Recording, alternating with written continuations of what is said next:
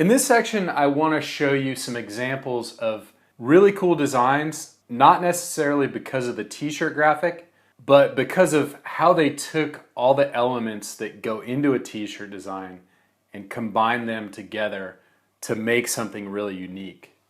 So this one here, they've taken what looks to be either a dip dye or a tie dye and just overprinted some big numbers on it. And there's also a little sew on label near the hem. Here's another dip dye. This thing is pretty crazy. You'd probably only wear it once a year on the 4th of July if you live in the US. I'll talk about these kind of shirts in the garment dyes section of this class. So this is a really cool look. It looks to me like it's been roll printed and it's cut and sew and it's also reverse printed all at the same time. And I'll explain those printing techniques in a later section. Here's an example of how you can take something really boring and just turn it into a classic tee. So all they did here was they printed the pocket with some stripes and a little logo, and you've got a really nice looking shirt there.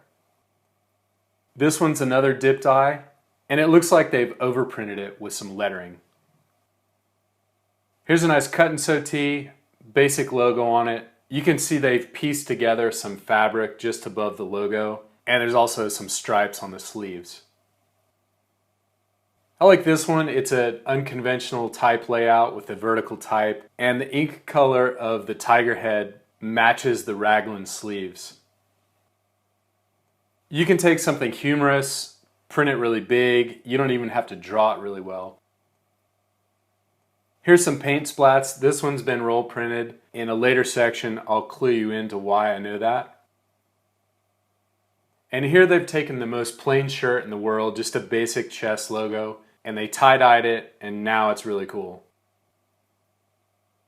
And here on this t-shirt, they've taken a nice pattern, printed it across the chest, and then sewn a pocket over top. And the exact same thinking went into this t-shirt. This looks to me like they took a picture of a hill or some waves or something and just printed it down on the hem. This one they've taken some hand-drawn lettering and put like a watercolor effect in it. I love this shirt. It's probably roll printed, and it's definitely a cut and sew piece where they printed it first and then sewed the t-shirt together. So here's another example of a tie-dye, except what they did here was they just printed it with regular t-shirt ink. So it's not actually a tie-dye.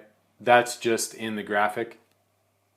I love this shirt. It's so basic, but all they did was they took a really kind of boring basic logo, printed it on the shirt, and then sewed a pocket over top. Now it's something to talk about. This looks like another cut and sew t-shirt. I just like how the stripes on the sleeves are thicker than the stripes on the front of the shirt. This one is so awesome. It just looks like they cut a hole in the black shirt and then sewed in a panel of white to just get a full flip-flop of black and white. So what I hope you've seen in this section is an interesting t-shirt isn't just about the graphic. It's about the fabrics, inks, dyes, washes, specialty printing methods, oversized printing, crazy construction methods.